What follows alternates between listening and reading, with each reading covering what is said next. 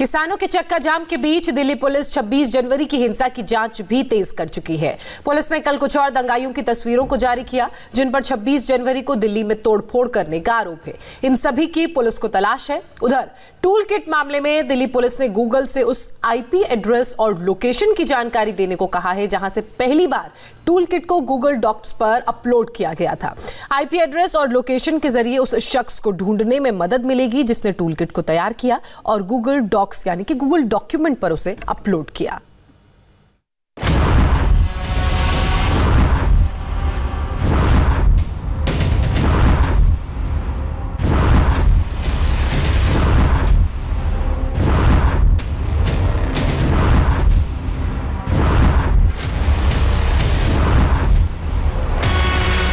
छब्बीस जनवरी के दिन गणतंत्र दिवस की सुबह दुनिया भारत के लोकतंत्र की ताकत देख रही थी, लेकिन दोपहर होते होते देश की राजधानी दिल्ली में किसानों के नाम पर गुंडई देख रही थी। इन दंगाइयों ने देश के सम्मान को, राजधानी के गौरव को, आम आदमी के भरोसे को और लोकतंत्र की आजादी के साथ साथ सुरक्षा की गारंटी को तार तार कर दिया था। दुनिया के हर बड़े अखबार में गणतंत्र दिवस मनाते भारत की नहीं बल्कि भारत की राजधानी में गणतंत्र दिवस पर शर्मसार करने वाले प्रदर्शन की तस्वीरें छपी थी, लेकिन अब गुंडागर्दी की एक एक तस्वीर दिल्ली पुलिस जारी कर रही है।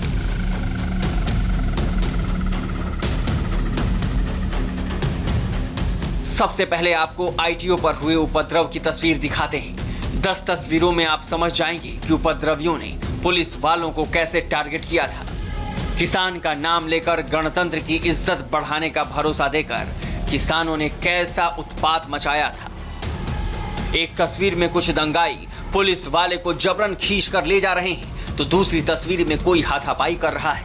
तीसरी तस्वीर में उपद्रवी पुलिस वाले से डंडा छीनता कैद हुआ है तो इस तस्वीर में थप्पड़ रसीद करता दिख रहा है। और इन 10 तस्वीरों में सबसे आखिरी तस्वीर देखी, दंगाई पुलिस वालों को लाठी, डंडे और रॉड से दौड़ा दौड़ा कर पीटते हुए दिख रहे हैं। दंगाइयों की भीड़ के सामने लाचार पुलिस वाले जान बचाकर भागते दिख रहे थे, गाड़ी की आड़ में छिपने की कोशिश कर रहे थे। अगर आप इन दंगाइयों को पहचानते हैं तो बताइए दिल्ली पुलिस को, क्योंकि इन दंगाइयों का असली ठिकाना तिहाड़ जेल ही है। उपद्रव करने वाले ज्यादा थे और पुलिस वालों की संख्या कम थी, लेकिन जहां ज्यादा पुलिस वाले थे और उपद्रवी कम, वहां पुलिस वाले संयम का परिचय दे रहे थे। दिल्ली में हजारों प्रदर्शनकारी तलवार, फरसा, लोहे के रॉड लेकर उपद्रव करते रहे। सुरक्षा के लिए पुलिस की बंदूक से एक गोली नहीं चलाई गई। पुलिस ने संयम और साहस के साथ मुकाबला किया, लेकिन उपद्रवियों ने 300 से ज्यादा पुलिसकर्मियों को जख्मी कर दिया।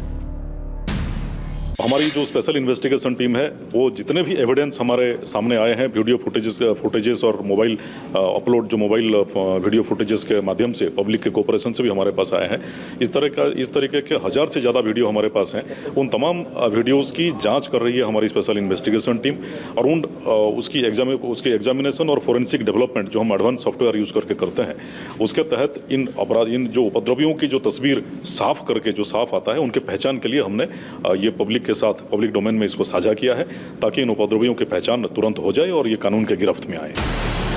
अब दिखाते हैं लाल किले में दंगे की तस्वीर। जिनको लगता है कि पुलिस वालों ने रोका क्यों नहीं, जिनको लगता है कि पुलिस वालों ने गोली क्यों नहीं चलाई, वो जरा ये तस्वीरें आंख खोल कर देख लें। किसी के हाथ में तलवार, किसी के हाथ में लोहे का रॉड, कोई 20 साल का लड़का, कोई 25 साल का लड़का, और ये सब 26 जनवरी को लाल किले की व्यवस्था को तहस नहस कर रहे थे।